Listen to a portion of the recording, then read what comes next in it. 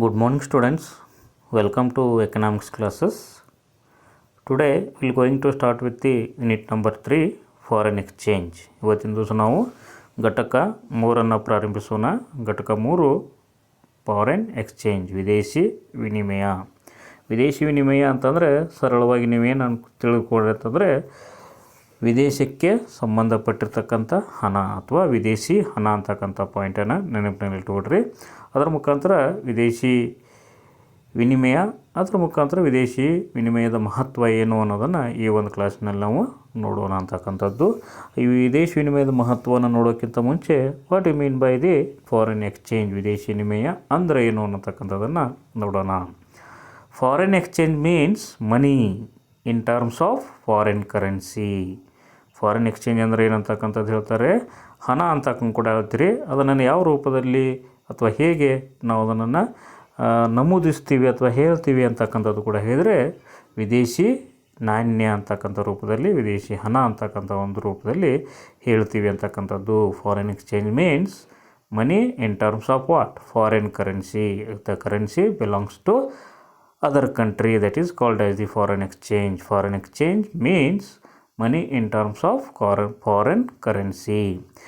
It is the currency of other countries. Foreign currency, that means it is the currency of other countries held and used by what, a particular country. ಅಂದರೆ ಇನ್ನೊಂದು ದೇಶಕ್ಕೆ ಸಂಬಂಧಪಟ್ಟಿರ್ತಕ್ಕಂಥ ನಾಣ್ಯವನ್ನು ಅಥವಾ ಹಣವನ್ನು ಏನಂತಕ್ಕಂಥದ್ದು ಒಂದು ನಿರ್ದಿಷ್ಟವಾಗಿರ್ತಕ್ಕಂಥ ದೇಶ ಅದನ್ನು ಹೊಂದಿ ಅದನ್ನು ಉಪಯೋಗಿಸ್ತಕ್ಕಂಥ ವ್ಯವಸ್ಥೆಗೆ ಏನನ್ಬೋದು ನಾವು ವಿದೇಶಿ ವಿನಿಮಯ ಅಂತೂ ಕೂಡ ಅನ್ಬೋದು. ಏನಂತಕ್ಕಂಥದ್ದು foreign exchange means money in terms of foreign currency. Money in terms of foreign currency, that is called as the foreign exchange. ಅದರ ಜೊತೆಗೆ ಫಾರಿನ್ ಎಕ್ಸ್ಚೇಂಜ್ ಅಂತಂದರೆ ಇನ್ನೊಂದು ರೀತಿಯಾಗಿಯೂ ಕೂಡ ಅಥವಾ ಯಾವ ರೀತಿಯಾಗಿ ಹೇಳ್ಬೋದು ಅಂತ ಹೇಳ್ತಾರೆ, it is the currency of other countries. ಅಂದರೆ ಬೇರೆ ದೇಶಕ್ಕೆ ಸಂಬಂಧಪಟ್ಟಿರ್ತಕ್ಕಂಥ ನಾಣ್ಯ ಅಂತ ಕೂಡ ಹೇಳ್ಬೋದು. It is the currency of other countries held and used by what, A particular country. ಅದನ್ನು ಏನಂತಕ್ಕಂಥದ್ದು ಒಂದು ನಿರ್ದಿಷ್ಟವಾದಂಥ ದೇಶ ಹೊಂದಿರ್ತದೆ ಮತ್ತು ಉಪಯೋಗಿಸ್ತಾ ಇರ್ತದೆ. ಯಾವುದನ್ನು, ವಿದೇಶಕ್ಕೆ ಅಥವಾ ಬೇರೆ ದೇಶಕ್ಕೆ ಸಂಬಂಧಪಟ್ಟಿರ್ತಕ್ಕಂಥ ನಾಣ್ಯವನ್ನು. ಅದಕ್ಕೆ ನಾವೇನಂತ ಕರಿತೀವಿ, ವಿದೇಶಿ ವಿನಿಮಯ, ಫಾರಿನ್ ಎಕ್ಸ್ಚೇಂಜ್ ಅಂತ ಹೇಳಿ ಕರಿತೀವಿ. ಅದರ ಮುಖಾಂತರ ಏನಂತಕ್ಕಂಥದ್ದು ಕೂಡ ಹೇಳ್ತಾರೆ, it refers to foreign exchange that refers to what, actual stock of foreign currency with a country. ಅಂದರೆ ಅದೇ ರೀತಿಯಾಗಿ ಇನ್ನೊಂದು ರೀತಿಯಾಗಿ ಏನು ಹೇಳ್ಬೋದು ಅಂದರೆ ವಿದೇಶಿ ವಿನಿಮಯ ಅಂತಂದರೆ ಒಂದು ವಾಸ್ತವವಾಗಿ ಇರುವಂಥ ಸಂಗ್ರಹ ಅಂತ ಕೂಡ ಹೇಳ್ಬೋದು. Actual stock of foreign currency, ವಿದೇಶಿ ವಿನಿಮಯದ ಒಂದು ವಾಸ್ತವ ಸಂಗ್ರಹ ಅಂತಕ್ಕಂಥದ್ದು ಕೂಡ ಹೇಳ್ಬೋದು. ಅಂದರೆ ಎಷ್ಟು ಪ್ರಮಾಣದಲ್ಲಿ ವಿದೇಶಿ ಹಣ ಇದೆ ಅಂತಕ್ಕಂಥದ್ದನ್ನು ಕೂಡ ಹೇಳ್ಬೋದು. ಅದಕ್ಕೂ ಕೂಡ ಏನನ್ಬೋದು ನಾವು ವಿದೇಶಿ ವಿನಿಮಯ ಅಂತೇಳಿ ಕರಿಬೋದು ಅಂತ ಹೇಳ್ತಾರೆ. It refers to actual stock of foreign currency with a country. ಅಂದರೆ ಒಂದು ದೇಶದ ಬಳಿ ಇರುವಂಥ ವಾಸ್ತವದ ವಿದೇಶದ ಹಣದ ಪ್ರಮಾಣ ಅಥವಾ ಹಣದ ಸಂಗ್ರಹ ಅಂತ ಕೂಡ ಹೇಳ್ಬೋದು. ಅದರ ಮುಖಾಂತರ ಬೇರೆ ಬೇರೆ ದೇಶದ ನಾಣ್ಯಗಳನ್ನು ಬೇರೆ ಬೇರೆ ರೀತಿಯಾಗಿ ಕರೀತಾರೆ. ಅವೇನು ಅಂತ ಕೂಡ ನೋಡ್ಬೋದು. ಅಮೇರಿಕನ್ ಡಾಲರ್ ಆ ರೀತಿಯಾಗಿರ್ತಕ್ಕಂಥ ನಾಣ್ಯ ಅಂತಕ್ಕಂಥದ್ದು, ಅಥವಾ ನಾವು ಆ್ಯಕ್ಚುಯಲ್ ಆಗಿ ಹೊಂದಿರತಕ್ಕಂಥ ನಾಣ್ಯ ಏನಾಗಿರ್ಬೋದು, that may be American dollar. American dollar ಅಂದರೆ ಅಮೇರಿಕಾದ ಡಾಲರು. ಜರ್ಮನ್ ಮಾರ್ಕ್, ಜರ್ಮನಿಯ ಮಾರ್ಕ್ ಅಂತಕ್ಕಂಥದ್ದು. ಜಪನೀಸ್ ಯನ್, ಜಪಾನದ ಯನ್ ಅಂತಕ್ಕಂಥ ನಾಣ್ಯ. ಅದೇ ರೀತಿಯಾಗಿ ಬ್ರಿಟಿಷ್ ಪೌಂಡ್ ಅಂದರೆ ಇಂಗ್ಲೆಂಡದ ಪೌಂಡ್ ಅಂತಕ್ಕಂಥದ್ದು. And euro of European countries, ಅಂದರೆ ಯೂರೋ ಅಂತಕ್ಕಂಥದ್ದು ನಾಣ್ಯ ಯಾವ ದೇಶದ್ದು ಅಂತ ಕೇಳಿದರೆ ಯುರೋಪಿಯನ್ ಕಂಟ್ರೀಸ್ ಅಂದರೆ ಯುರೋಪಿಯನ್ ದೇಶಗಳದ್ದು ಅಂತ ಕೂಡ ಹೇಳ್ತಕ್ಕಂಥದ್ದು. All all treated as what, foreign exchange by India. ಇವುಗಳೆಲ್ಲನೂ ಕೂಡ ನಾವೇನಂತ ಹೆಂಗೆ ಟ್ರೀಟ್ ಮಾಡ್ತೀವಿ, ಹೆಂಗೆ ಅದನ್ನು ಸಹಿಸ್ತೀವಿ ಅಂತಕ್ಕಂಥ ಕೂಡ ಹೇಳಿದ್ರೆ ಆ್ಯಸ್ ಟ್ರೀಟೆಡ್ ಆ್ಯಸ್ ಏನಂತಕ್ಕಂಥದ್ದು ಫಾರಿನ್ ಎಕ್ಸ್ಚೇಂಜ್ ಬೈ ಇಂಡಿಯಾ. ಇವು ಭಾರತಕ್ಕೆ ವಿದೇಶಿ ವಿನಿಮಯಗಳಾಗಿ ಆಗ್ತವೆ ಅಥವಾ ಕಂಡು ಬರ್ತವೆ ಅಂತಕ್ಕಂಥ ಕೂಡ ಹೇಳ್ಬೋದು. ಏನಂತಕ್ಕಂಥ ಕೂಡ ಹೇಳ್ತೀರಿ, foreign exchange that refers to actual stock of foreign currency with a country. Actual stock of foreign currency with a country, that is called as the foreign exchange. American dollar, German mark, Japanese yen, British pound, European countries are all treated as what, foreign exchange by India. ಇವೆಲ್ಲವೂ ಕೂಡ ಭಾರತಕ್ಕೆ ಏನಾಗ್ತವೆ, ವಿದೇಶಿ ವಿನಿಮಯಗಳಾಗಿ ಕಾಣ್ತವೆ ಅಥವಾ ವಿದೇಶಿ ಹಣಗಳಾಗಿ ಕಾಣ್ತವೆ ಅಂಥೇಳಿ ಹೇಳಬಹುದು.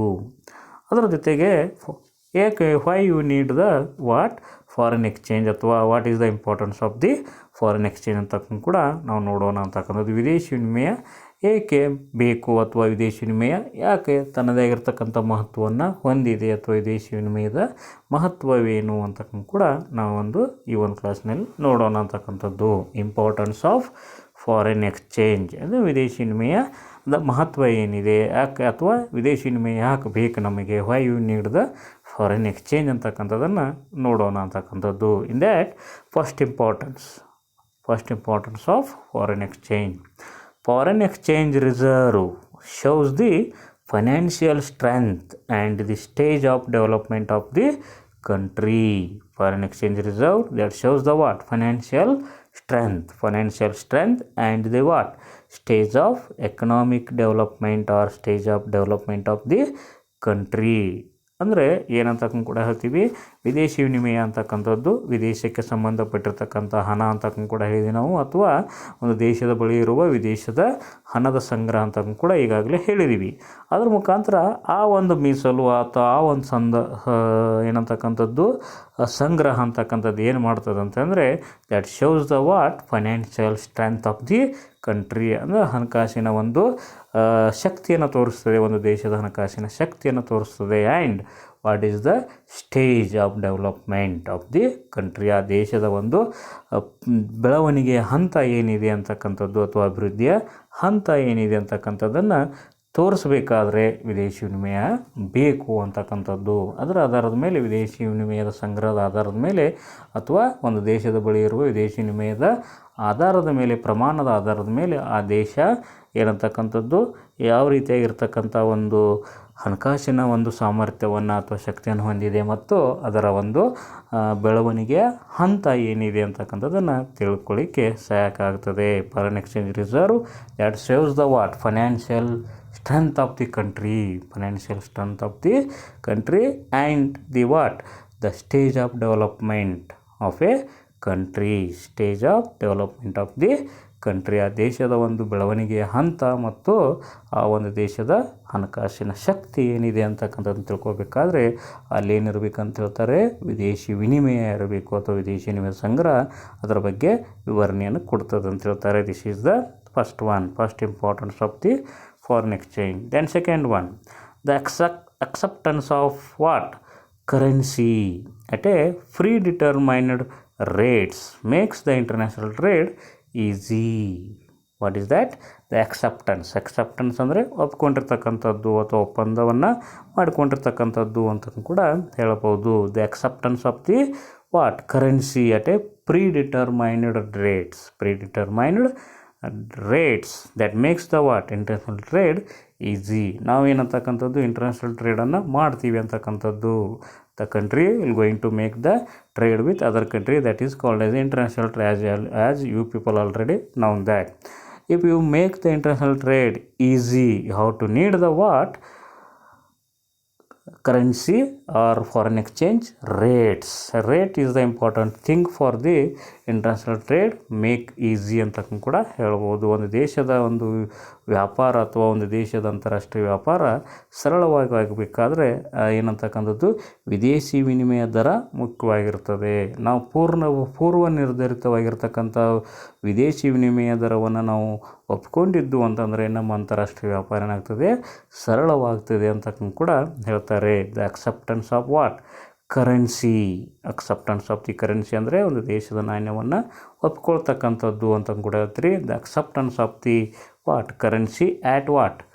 At predetermined rates. ಅಂದರೆ ಒಂದು ಪೂರ್ವ ನಿರ್ಧರಿತವಾಗಿರ್ತಕ್ಕಂಥ ದರದಲ್ಲೇ ವಿದೇಶಿ ವಿನಿಮಯನ ನಾವು ಏನಂತಕ್ಕಂಥದ್ದು ಒಪ್ಕೊಂಡಿದ್ರಂದರೆ ನಮ್ಮ ಅಂತಾರಾಷ್ಟ್ರೀಯ ವ್ಯಾಪಾರ ಏನಾಗ್ತದೆ, ಸುಗಮವಾಗ್ತದೆ, ಸರಳವಾಗ್ತದೆ ಅಂತ ಕೂಡ ಹೇಳ್ಬೋದು. ಅಂದರೆ ಯಾವುದು ಒಂದು ಅಮೇರಿಕನ್ ಡಾಲರ್ ತೆಗೆದುಕೊಳ್ಬೋದು ಎಕ್ಸಾಂಪಲ್ ಆಗಿ, ಉದಾಹರಣೆಗೆ ಅಮೇರಿಕನ್ ಡಾಲರ್ ಅಂತಕ್ಕಂಥದ್ದು. ಅಮೇರಿಕ ಡಾಲರು ಮತ್ತು ನಮ್ಮ ಒಂದು ರುಪಿ ಯಾವ ಪ್ರಮಾಣದಲ್ಲಿ ವಿನಿಮಯ ಆಗ್ತದೆ ಅದರ ಆಧಾರದ ಮೇಲೆ ಅದರ ಪೂರ್ವ ನಿರ್ಧರಿತವಾಗಿತ್ತಂದರೆ ನಾವು ಅಂತಾರಾಷ್ಟ್ರೀಯ ವ್ಯಾಪಾರವನ್ನು ಸುಲಭವಾಗಿ ಕೈಗೊಳ್ಳಬಹುದು ಅಂತಕ್ಕಂಥದ್ದು. ಅದರಲ್ಲಿಯೂ ಕೂಡ ವಿದೇಶಿ ವಿನಿಮಯ ತನ್ನದೇ ಆಗಿರ್ತಕ್ಕಂಥ ಪ್ರಾಮುಖ್ಯತೆಯನ್ನು ಹೊಂದುತ್ತದೆ ಅಥವಾ ಹೊಂದಿರ್ತದೆ ಅಂತ ಹೇಳಬಹುದು. The acceptance of the currency at a what? Predetermined rate. Predetermined ಅಂದರೆ ಪೂರ್ವ ನಿರ್ಧರಿತ ಬೆಲೆ ಅಂತಕ್ಕೂ ಕೂಡ ಹೇಳ್ತೀವಿ. ಏನಂತಕ್ಕೂ ಕೂಡ ಹೇಳ್ತೀರಿ? The acceptance of the currency at a predetermined rates makes the what? International trade easy ಅಂತಕ್ಕೂ ಕೂಡ ಹೇಳ್ಬೋದು. ಒಂದು ಪೂರ್ವ ನಿರ್ಧರಿತವಾಗಿರ್ತಕ್ಕಂಥ ವಿದೇಶಿ ವಿನಿಮಯದ ದರ ಏನಾಗ್ತದೆ? ಅಂತಾರಾಷ್ಟ್ರೀಯ ವ್ಯಾಪಾರವನ್ನು ಸುಲಭಗೊಳಿಸ್ತದೆ ಅಂತಕ್ಕಂಥದ್ದು. ಅದಕ್ಕೋಸ್ಕರ ಅಂತಾರಾಷ್ಟ್ರೀಯ ವಿದೇಶಿ ವಿನಿಮಯ ಬೇಕು ಅಂತಕ್ಕಂಥದ್ದು. Then third one, the foreign exchange ratio shows direct relationship between the prices of the commodities in the national and the international market. ಏನಂತ ಕೂಡ ಹೇಳ್ತಕ್ಕಂಥದ್ದು ವಿದೇಶಿ ವಿನಿಮಯದ ಅನುಪಾತ, ಫಾರಿನ್ ಎಕ್ಸ್ಚೇಂಜ್ ರೇಷಿಯೋ ಅಂತಕ್ಕಂಥದ್ದು ಕೂಡ ಹೇಳ್ತೀವಿ, ಅಥವಾ ವಿದೇಶಿ ವಿನಿಮಯದ ಅನುಪಾತ ಅಂತಕ್ಕೂ ಕೂಡ ಹೇಳ್ತೀವಿ. That shows the what? Direct relationship between the what? prices of the commodity in the national and the international market. ಏನಂತಕ್ಕಂಥದ್ದು ವಿದೇಶಿ ವಿನಿಮಯದ ಅನುಪಾತ ಅಂತಂದರೆ ವಿದೇಶಿ ವಿನಿಮಯದ ಒಂದು ದರ ಅಂತಕ್ಕೂ ಕೂಡ ಹೇಳ್ತೀವಿ. ನಮ್ಮ ದೇಶದ ನಾಣ್ಯ ಇನ್ನೊಂದು ದೇಶದ ನಾಣ್ಯದೊಂದಿಗೆ ಯಾವ ದರದಲ್ಲಿ ವಿನಿಮಯಗೊಳ್ಳುತ್ತದೆ ಅಂತಕ್ಕಂಥ ಅಂಶ ನಮಗೆ ಗೊತ್ತಿತ್ತಂದರೆ ಏನಾಗ್ತದೆ? ನಮ್ಮ ದೇಶದಲ್ಲಿ ವಸ್ತುವಿನ ಬೆಲೆಗಳು ಏನಿದ್ದಾವೆ ಮತ್ತು ಅಂತಾರಾಷ್ಟ್ರೀಯ ಮಟ್ಟದಲ್ಲಿ ವಸ್ತುಗಳ ಬೆಲೆಗಳು ಏನಿದ್ದಾವೆ ಅನ್ನೋದನ್ನು ನಾವು ಸರಳವಾಗಿ ತಿಳ್ಕೊಳ್ಳಿಕ್ಕೆ ಸಾಧ್ಯ ಆಗ್ತದೆ ಅಂತಕ್ಕಂಥದ್ದನ್ನೇ ಹೇಳುವಂಥದ್ದು. The foreign exchange ratio shows ತೋರಿಸ್ತದೆ ಅಂತ ಕೂಡ ಹೇಳ್ತೀರಿ. What? The direct relationship between the what? Prices of the commodities in the national and international market. ಅಂದರೆ ರಾಷ್ಟ್ರೀಯ ಮತ್ತು ಅಂತಾರಾಷ್ಟ್ರೀಯ ಮಾರುಕಟ್ಟೆಯಲ್ಲಿ ಸರಕುಗಳ ಬೆಲೆಗಳು ಏನಿದ್ದಾವೆ ಅನ್ನೋದನ್ನು ಎದರ ಮುಖಾಂತರ ನೋಡ್ಬೋದು? ದ ಫಾರಿನ್ ಎಕ್ಸ್ಚೇಂಜ್ ರೇಷಿಯೋದ ಮುಖಾಂತರ ನೇರವಾಗಿ ನಾವು ನೋಡ್ಬೋದು. ಅದರ ಮುಖಾಂತರ ದೇಶದಲ್ಲಿ ಏನಂತಕ್ಕಂಥದ್ದು ಸರಕುಗಳ ಬೆಲೆಗಳೇನಿದ್ದಾವೆ, ಅಂತಾರಾಷ್ಟ್ರೀಯ ಮಟ್ಟದಲ್ಲಿ ಸರಕುಗಳ ಬೆಲೆಗಳು ಏನಿದ್ದಾವೆ ಅದರ ಆಧಾರದ ಮೇಲೆ ಅಂತಾರಾಷ್ಟ್ರೀಯ ಮಾರುಕಟ್ಟೆಯನ್ನು ನಾವು ಹೇಗೆ ಕೈಗೊಳ್ಳಬೇಕು ಅಂತದನ್ನು ತಿಳ್ಕೊಳ್ಳಿಕ್ಕೆ ಸಹಾಯ ಆಗ್ತದೆ. ಅದಕ್ಕೋಸ್ಕರ ವಿದೇಶಿ ವಿನಿಮಯ ಬೇಕು. The foreign exchange ratio shows the direct relationship between the prices of the commodities in the national and international market. Then fourth one, the foreign exchange balances of a country directly affect the what? Rate of exchange. The foreign exchange balances ಅಂದರೆ silk ಅಂತಕ್ಕಂಥದ್ದು ಅಥವಾ ನಮ್ಮ ಬಳಿ ಇರುವಂಥ ಪ್ರಮಾಣ ಅಂತ ಕೂಡ ಹೇಳ್ಬೋದು. ವಿದೇಶಿ ವಿನಿಮಯದ ಒಂದು ಸಿಲ್ಕು ಅಂತಕ್ಕಂಥದ್ದು ಅಥವಾ ನಾವು ಹೊಂದಿರುವಂಥ ಪ್ರಮಾಣ ಅದೇನು ಮಾಡ್ತದೆ ಅಂತ ಹೇಳ್ತಾರೆ?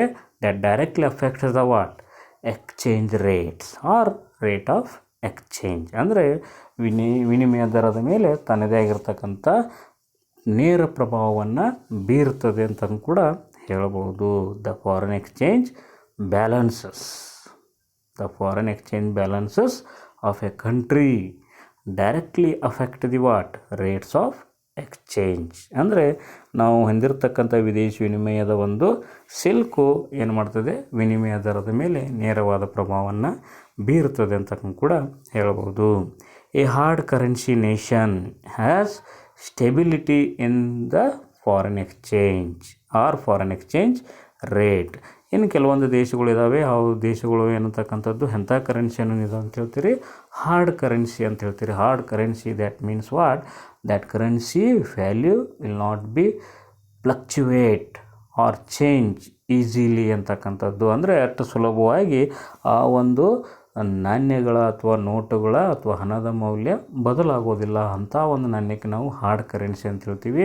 ಫಾರ್ ಎಕ್ಸಾಂಪಲ್ USA ಅಂತಕ್ಕಂಥ ಕೂಡ ಹೇಳ್ಬೋದು.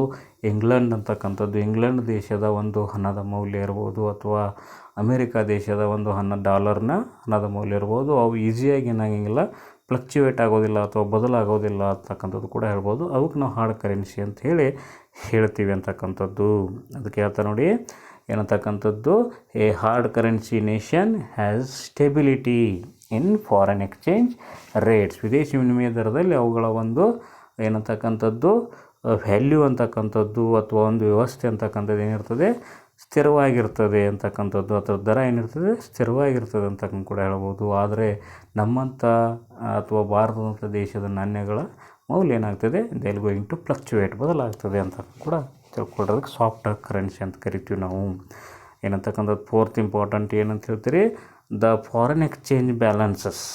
The foreign exchange balances of A country directly affect the rate of exchange. ಅಂದರೆ ಒಂದು ದೇಶ ಹೊಂದಿರತಕ್ಕಂಥ ವಿದೇಶಿ ವಿನಿಮಯದ ಶಿಲ್ಕು ಏನಂತಕ್ಕಂಥ ವಿದೇಶಿ ವಿನಿಮಯ ದರದ ಮೇಲೆ ನೇರವಾಗಿ ಪ್ರಭಾವವನ್ನು ಬೀರ್ತದೆ ಅಂತ ಕೂಡ ಹೇಳ್ತೀರಿ.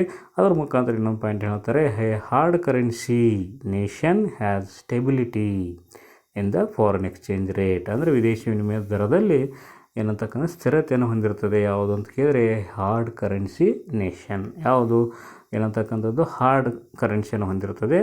ಆ ಒಂದು ಹಾರ್ಡ್ ಕರೆನ್ಸಿಯನ್ನು ಹೊಂದಿರತಕ್ಕಂಥ ದೇಶದ ವಿನಿಮಯ ದರ ಏನಿರ್ತದೆ, ಸ್ಥಿರವಾಗಿರ್ತದೆ. This is the fourth one. Then fifth one, the rising foreign exchange balances of a nation increases its credit worthiness in the international capital market. ಏನಂತ ಕೂಡ ಹೇಳ್ತೀರಿ, ದಿ ರೈಸಿಂಗ್ ಅಂದರೆ ಹೆಚ್ಚುತ್ತಿರುವಂತಕ್ಕಂಥದ್ದು ಕೂಡ ಹೇಳ್ಬೋದು, ಅಥವಾ ಏರುತ್ತಿರುವಂತಕ್ಕಂಥದ್ದು ಕೂಡ ಹೇಳ್ಬೋದು. The rising foreign exchange balances ಅಂದರೆ ಯಾವುದೋ ಒಂದು ದೇಶ ಇರ್ಬೋದು, ಆ ದೇಶದಲ್ಲಿ ವಿದೇಶಿ ವಿನಿಮಯದ ಸಿಲ್ಕಿನ ಪ್ರಮಾಣ ಹೆಚ್ಚಾಗ್ತಾ ಇತ್ತಂದರೆ, ಒಂದು ವಿದೇಶಿ ವಿನಿಮಯದ ಸಿಲ್ಕು ಅಥವಾ ಸಂಗ್ರಹದ ಪ್ರಮಾಣ ಹೆಚ್ಚಾಗ್ತಾ ಇತ್ತಂದರೆ ಏನಾಗ್ತದೆ, it becomes the credit worthiness in the international capital market. ಅದರದ್ದು ಒಂದು ಅಂತಾರಾಷ್ಟ್ರೀಯ ಮಾರುಕಟ್ಟೆಯಲ್ಲಿ ಅದರ ಒಂದು ಏನಂತಕ್ಕಂಥ ಸ್ಥಾನ ಅಂತಕ್ಕಂಥದ್ದು ಅಥವಾ ವ್ಯವಸ್ಥೆ ಅಂತಕ್ಕಂಥದ್ದು ಹೆಂಗಾಗ್ತದೆ, ವರ್ದಿನೆಸ್ ಇರ್ತದೆ. ಸಾಲದ ಹಣವನ್ನು ಮರುಪಾವತಿ ಮಾಡುವಂಥ ಸಾಮರ್ಥ್ಯವನ್ನು ಹೊಂದಿರತಕ್ಕಂಥ ರಾಷ್ಟ್ರ ಆಗಿರ್ತದೆ. ಅಥವಾ ಈ ದೇಶಕ್ಕೆ ನಾವು ಸಾಲ ಕೊಡ್ಬೋದು ಅಥವಾ ವಿದೇಶಿ ವ್ಯಾಪಾರವನ್ನು ಮಾಡ್ಬೋದು. ಇದರಿಂದ ನಮಗೆಲ್ಲ ಅನುಕೂಲ ಆಗ್ತದೆ ಅಂತಕ್ಕಂಥ ವ್ಯವಸ್ಥೆ ನಿರ್ಮಾಣ ಆಗ್ತದೆ. What is that? The rising foreign exchange balances of a nation. The rising foreign exchange balances of a nation increases its credit worthiness in the what? International capital market. ಅಂತಾರಾಷ್ಟ್ರೀಯ ಬಂಡವಾಳ ಮಾರುಕಟ್ಟೆಯಲ್ಲಿ ಅದರ ಒಂದು ವ್ಯವಸ್ಥೆಯನ್ನು ಹೆಚ್ಚಿಗೆ ಮಾಡ್ತದೆ ಅಂತಕ್ಕಂಥದ್ದು. ಯಾವುದು? ವಿದೇಶಿ ವಿನಿಮಯ ಸಂಗ್ರಹದ ಪ್ರಮಾಣ ಹೆಚ್ಚಾಗ್ತಾ ಇತ್ತಂದರೆ ಅಂತಕ್ಕಂಥದ್ದು. This is the fifth one. Then sixth one, its status and standing in the international arena is determined by its stock of foreign exchange reserve. What is that? Its status ಅಂತಂದರೆ ಇರುವಂಥ ಸ್ಥಾನ ಅಂತ ಕೂಡ ಹೇಳ್ಬೋದು. ಆ್ಯಂಡ್ ಸ್ಟ್ಯಾಂಡಿಂಗ್ ಅಂದರೆ ಒಂದು ಏನಂತಕ್ಕಂಥದ್ದು ನಿಲ್ಲುವಿಕೆ ಅಥವಾ ಒಂದು ಅಸ್ತಿತ್ವದಲ್ಲಿರುವಿಕೆ ಅಂತ ಕೂಡ ಹೇಳ್ಬೋದು. It's status and standing in the international arena ಅಂತಂದರೆ ಒಂದು ಅಂತಾರಾಷ್ಟ್ರೀಯ ಮಟ್ಟದಲ್ಲಿ ಒಂದು ದೇಶ ನಿಂದಿರಬೇಕಾಗಿತ್ತು ಅಥವಾ ಒಂದು ವ್ಯವಸ್ಥೆಯನ್ನು ಸ್ಥಾನವನ್ನು ಹೊಂದಬೇಕಾಗಿತ್ತು ಅಂತಕ್ಕಂಥದ್ದು ಕೂಡ ಹೇಳಿದರೆ ಅಲ್ಲೇನಂತಕ್ಕಂಥದ್ದು ಅದನ್ನು ನಿರ್ಧರಿಸುವ ಅಂಶ ಯಾವುದು ಅಂತ ಕೇಳಿದರೆ stock of foreign exchange reserve. ಒಂದು ದೇಶ ಹೊಂದಿರತಕ್ಕಂಥ ವಿದೇಶಿ ವಿನಿಮಯದ ಸಂಗ್ರಹದ ಅಥವಾ ಮೀಸಲಿನ ಆಧಾರದ ಮೇಲೆ ಆ ದೇಶ ಅಂತಾರಾಷ್ಟ್ರೀಯ ಒಂದು ವ್ಯವಸ್ಥೆಯಲ್ಲಿ ನಿಂದಿರುತ್ತದೆಯೋ ಅಥವಾ ಇಲ್ಲೋ ಅಂತಕ್ಕಂಥ ವ್ಯವಸ್ಥೆಯನ್ನು ಹೇಳ್ತದೆ. ಹೌದಾ? It's status and standing in the international arena is determined by it's what? Stock of foreign reserve. Forex reserve, foreign exchange reserves ಅಂತ ಕೂಡ ಹೇಳ್ತೀವಿ. ವಿದೇಶಿ ವಿನಿಮಯದ ಸಂಗ್ರಹ ಅಂತಕ್ಕಂಥದ್ದು ಒಂದು ಅಂತಾರಾಷ್ಟ್ರೀಯ ಮಟ್ಟದಲ್ಲಿ ನಿಲ್ಲುವ ಸಾಮರ್ಥ್ಯ ಅಥವಾ ಒಂದು ಸ್ಥಾನವನ್ನು ಹೊಂದುವ ಸಾಮರ್ಥ್ಯವನ್ನು ಹೊಂದಿರ್ತದೆ ಅಥವಾ ಇಲ್ಲೋ ಅನ್ನೋದನ್ನು ಹೇಳುತ್ತದೆ ಅಂತಕ್ಕಂಥದ್ದು. This is the 6th one. Its status and standing in the international arena is determined by its stock of foreign exchange reserves. ಇದು ಈ ರೀತಿಯಾಗಿ ಏನಂತ ಕೂಡ ಹೇಳ್ಬೋದು ನಾವು. ಮುಖ್ಯವಾಗಿ 6 ಮುಖ್ಯವಾಗಿರ್ತಕ್ಕಂಥ ಮಹತ್ವಗಳನ್ನು ನೋಡಿದ್ದೀವಿ ಅಂತಕ್ಕಂಥದ್ದು. ವಿದೇಶಿ ವಿನಿಮಯ ಅಂದರೆ ವಿದೇಶಕ್ಕೆ ಸಂಬಂಧಪಟ್ಟಿರ್ತಕ್ಕಂಥ ಒಂದು ಹಣಕ್ಕೆ ನಾವೇನಂತೀವಿ ವಿದೇಶಿ ವಿನಿಮಯ ಅಂತಕ್ಕಂಥದ್ದು, ಅಥವಾ ಒಂದು ದೇಶದ ಬಳಿ ಇರುವ ಏನಂತಕ್ಕಂಥದ್ದು ವಿದೇಶದ ಹಣದ ಪ್ರಮಾಣವನ್ನು ಅಂತಕ್ಕಂಥ ಕೂಡ ಹೇಳ್ಬೋದು. ಅದಕ್ಕೆ ನಾವು ವಿದೇಶಿ ವಿನಿಮಯ ಅಂತ ಕರಿಬೋದು. ಅದ್ರ ಮುಖಾಂತರ ವಿದೇಶಿ ವಿನಿಮಯ ಯಾಕೆ ಬೇಕು ಅಥವಾ ವಿದೇಶಿ ವಿನಿಮಯದ ಮಹತ್ವ ಏನು ಅಂತಕ್ಕಂಥದ್ದನ್ನು ಈ ರೀತಿಯಾಗಿ 6 ಅಂಶಗಳ ಮುಖಾಂತರ ನಾವು ನೋಡ್ಬೋದು ಅಂತಕ್ಕಂಥದ್ದು. ಓಕೆ, ಥ್ಯಾಂಕ್ ಯು, ಧನ್ಯವಾದಗಳು.